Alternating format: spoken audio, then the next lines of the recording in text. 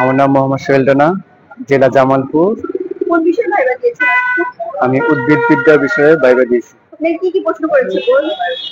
আমাকে প্রশ্ন করা হয়েছে খাদ্য কাকে বলে, পুষ্টি কাকে বলে, খাদ্যের উপাদান কি, পুষ্টি এবং খাদ্যের পার্থক্য কি, এইসব।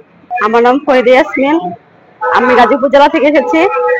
আমি প্রাণীবিদ্যা বিষয় থেকে ভাইবা পরীক্ষা করছি। আচ্ছা, আপনার কোন বিষয়ে ভাইবা ছিল?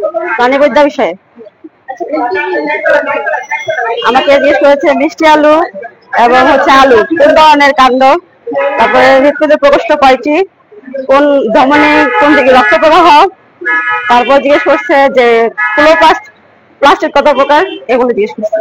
আমার নাম তানিয়া হায়াত, আমি উদ্ভিদ বিজ্ঞান বিভাগ থেকে ভাইবা দিয়েছি।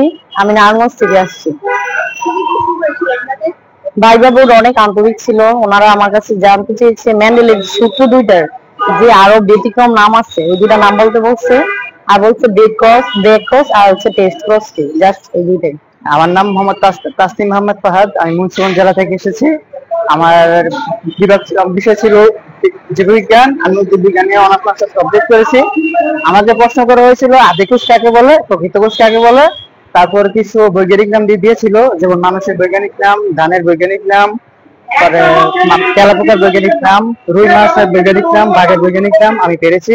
তারপরে বলেছে সালোক সংশ্লেষণ এবং শ্বসনের মধ্যে পার্থক্য করতে, আমি করেছি। তারপর আর বলছে সালোক সংশ্লেষণ কোথায় সংঘটিত হয় এবং শ্বসন কোথায় সংঘটিত হয় তা বলতে বলেছে।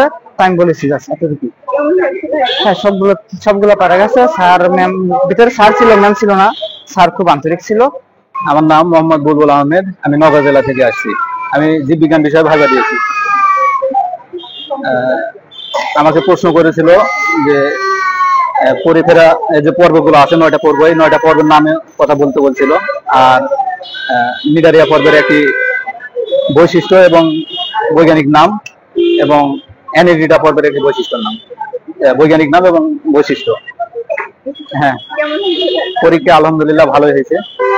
আর আরেকটা বিষয়, আমি আপনাদের ভিডিও দেখছি নিয়মিত এবং দেখে আমি অনেক উপকৃত হয়েছি। আমার মোবাইলে আছেও আপনাদের ভিডিও এখন বর্তমান। আচ্ছা, ঠিক আছে, থ্যাংক ইউ।